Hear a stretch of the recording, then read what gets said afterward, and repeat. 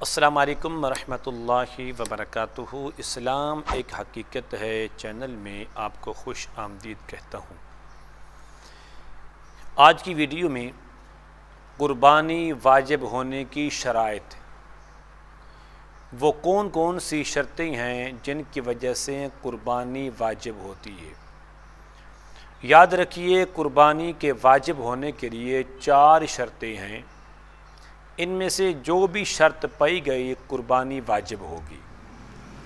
پہلی شرط یہ ہے اسلام، یعنی مسلمان ہونا یہ شرط ہے، غیر مسلم پر قربانی واجب نہیں ہے۔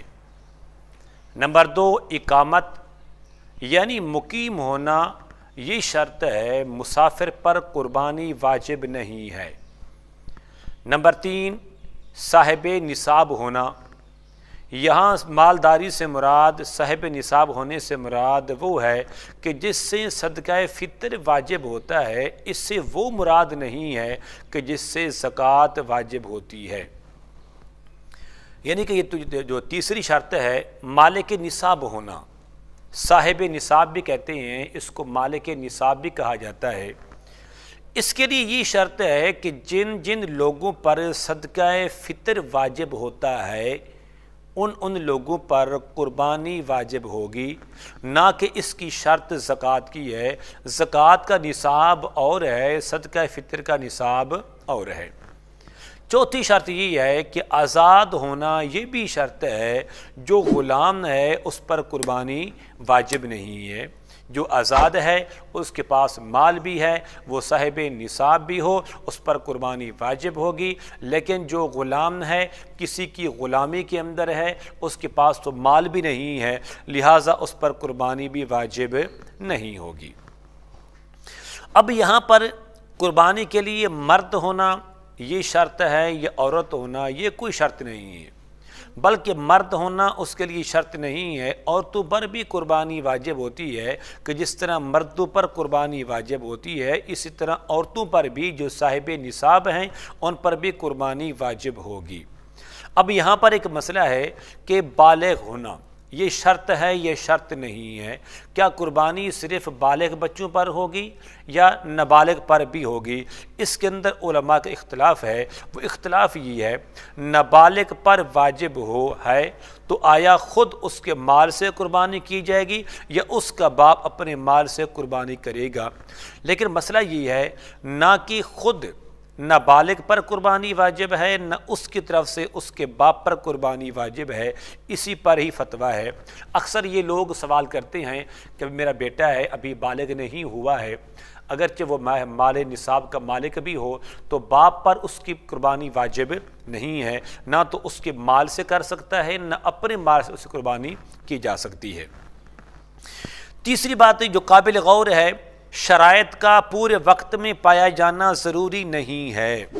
جو 4 شرطیں میں نے عرض کی ہیں، ان تمام شرطوں کا وقت میں پایا جانا ضروری نہیں ہے، بلکہ قربانی کے لیے جو وقت مقرر ہے اس کے کسی حصے میں شرائط پائی گئیں تو یاد رکھیے قربانی واجب ہوگی۔ اس کی مثال کیا ہے؟ مثال یہ ہے، ابتدائے وقت قربانی میں ایک شخص کافر تھا، پھر مسلمان ہو گیا، ابھی قربانی کا وقت باقی ہے، اس پر قربانی واجب ہوگی۔ یاد رکھیے کہ 3 دن ہیں، 10 ذی الحجہ، 11 ذی الحجہ اور 12 ذی الحجہ میں یہ شرطیں ہیں کہ یہ قربانی کے ایام ہیں۔ ان 3 دنوں میں سے کسی ایک حصے میں ایک کافر شخص تھا، اچانک وہ مسلمان ہو گیا، دائرہ اسلام میں داخل ہو گیا، اب وقت باقی ہے، اس پر قربانی کرنا واجب ہوگی۔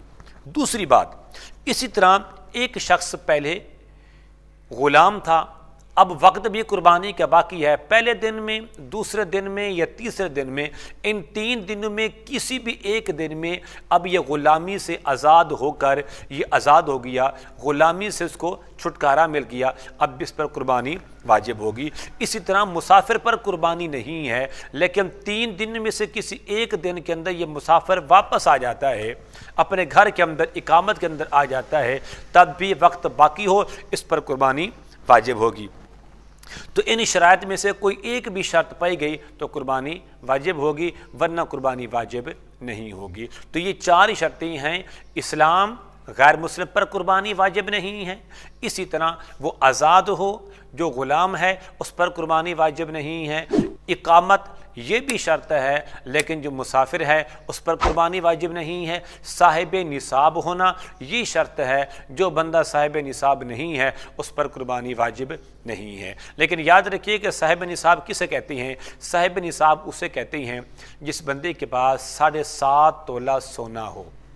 اگر سونا نہ ہو تو 52 تولے چاندی ہو، یا چاندی کی قیمت ہو، تب بھی اس پر قربانی واجب ہوگی۔ اس کا نام صاحب نصاب ہے۔ امید کرتا ہوں کہ میری یہ کاوش آپ کو ضرور پسند آئے گی، آپ یہ مسائل خود بھی سیکھیں اور اپنے ساتھیوں کے ساتھ، دوستوں کے ساتھ اس ویڈیو کو لائک اور شیئر ضرور کریں۔ السلام علیکم ورحمۃ اللہ وبرکاتہ۔